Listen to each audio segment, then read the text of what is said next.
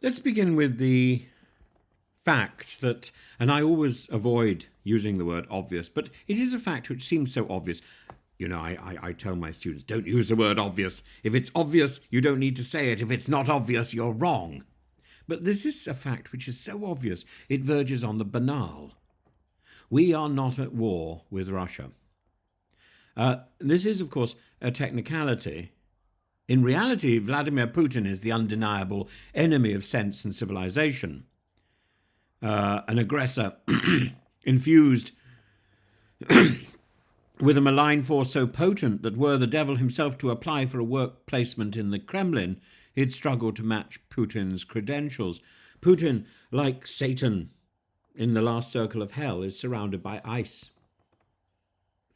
He's frozen in time. Whether he's in the Smeg fridge or whether he's literally in hell, I don't know. But despite all this, we are not officially at war, and herein lies the paradox. The war in Ukraine rages with devastation unseen since the Second World War, and into this maelstrom steps Donald J. Trump, whose ability to shake things up is, depending on your perspective, either a Machiavellian masterstroke or the political equivalent of letting a toddler drive a combine harvester. And the problem is that all the other wars which are going on are very much tied up with each other. Yemen, Israel, and the links with Iran, and Iran's links also with Russia, North Korea, and so on. There is an axis of worry. And Trump has long made it clear that he views American military support not as a matter of principle, but as a transactional deal. And to him, Ukraine's survival is not about resisting tyranny or defending democracy, it's about leverage. I think Trump is wrong, because I think it's about morality, it's about ethics, it's about what is right and what is wrong. His latest proposition, access to Ukraine's vast reserves of rare minerals in exchange for continued military support, well, that seems to me to be greed and some sort of twisting of the arm or grabbing of the hand. Ukraine is rich in the resources that will define the future: titanium, lithium, iron ore. And these are the building blocks of advanced weaponry, aerospace technology, and the batteries that will power the next century. And Trump knows that. Ever the self-styled deal maker, he sees an opportunity to turn Ukraine's existential crisis into an economic bonanza for the United States. His offer military support if Ukraine hands over these resources under special terms. This is, to put it bluntly, colonialism with extra steps. Yet for all its cynicism, there's an uncomfortable truth buried in Trump's proposition. The deeper America is invested in Ukraine's economic survival, the harder it will be for any future administration to abandon Kyiv. If Trump ties Ukraine's rare minerals to US national security, he may unwittingly entrench American support for Ukraine rather than undermine it. His greed, in other words, could become Ukraine's insurance policy. But Trump's ambitions don't stop at minerals. There's a far greater question of whether his return to the Oval Office would mark the beginning of a forced ceasefire in Ukraine, or more accurately, a surrender disguised as a peace deal. And the past 2 months have seen some of the bloodiest fighting since the full-scale invasion began.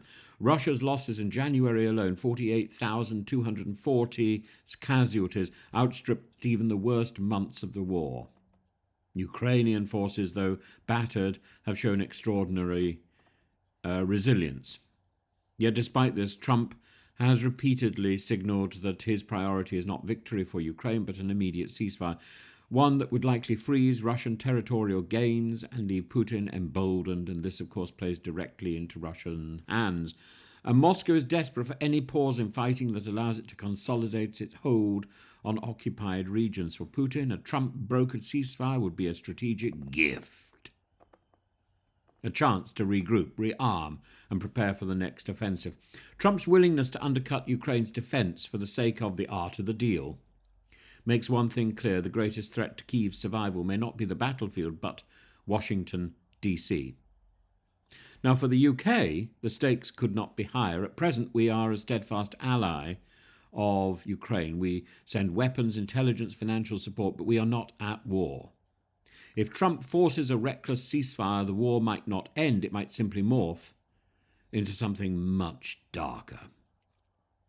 A Ukraine abandoned by the West would be forced to turn elsewhere for military support. More extreme tactics, such as developing long-range strikes deep into Russia or pursuing a more aggressive military doctrine, would become inevitable, and in response, Russia could escalate the war beyond its current boundaries, and at that point, Europe, especially Britain, could find itself in a precarious position.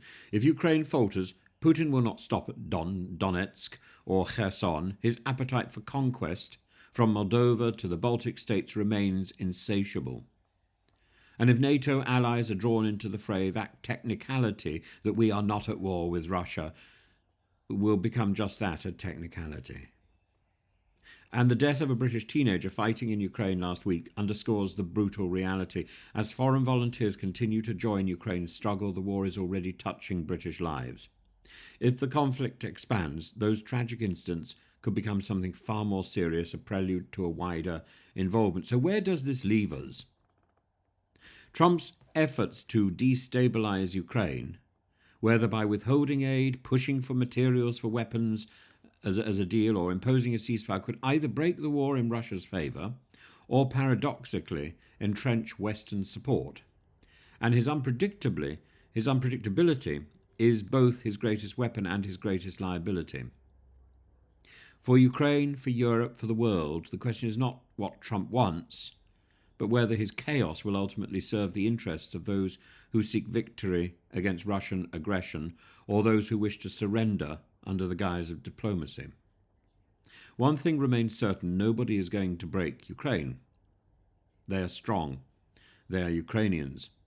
And no amount of Trumpian gamesmanship is going to change that.